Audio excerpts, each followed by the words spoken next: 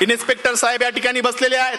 साहेब, AC मध्ये बसणारी पोरं दंगलीमध्ये आज जात नाहीत, जातात तुमची आमची लेकरं, तुमची आमची भाऊ. म्हणून ही कविता, तिचं नाव चल दंगल समजून घेऊ.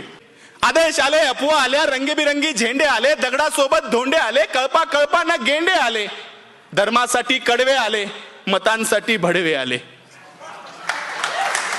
दंगल पेटली, घरं पेटले, दंगल पेटली, घरं पेटले, हलक्या मेंदूचे पेटून उठले, गाड्या तुटल्या, काचा फुटल्या, यात माणसांचं मरण झालं, ब्रेकिंग न्यूजला कारण झालं, पत्रकार घटनेच्या खोलात गेले, घटनास्थळीचे जेलात गेले.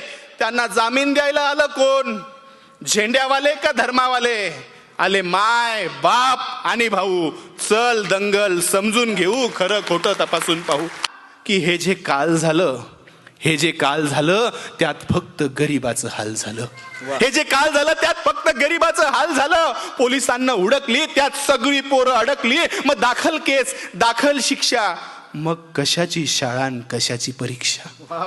मग पोलीस स्टेशनात गाड्या आला, दंगल पेटवणारा भाड्या आला, त्यांची आपापसात मीटिंग झाली, आतल्या आत सेटिंग झाली, पैशानं कोंडी फुटली, पुढाऱ्यांची पोरं सुटली.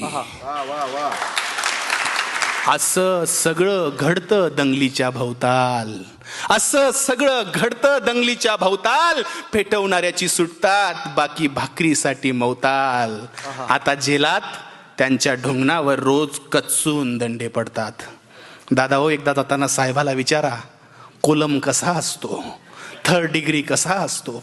आता त्यांच्या ढुंगणावर जेलात रोज कचून दंडे पडतात. पेटवणाऱ्याची सुटली, बाकी सालोसाल सडतात. असं सगळं दंगलीमध्ये होत असतं भाऊ.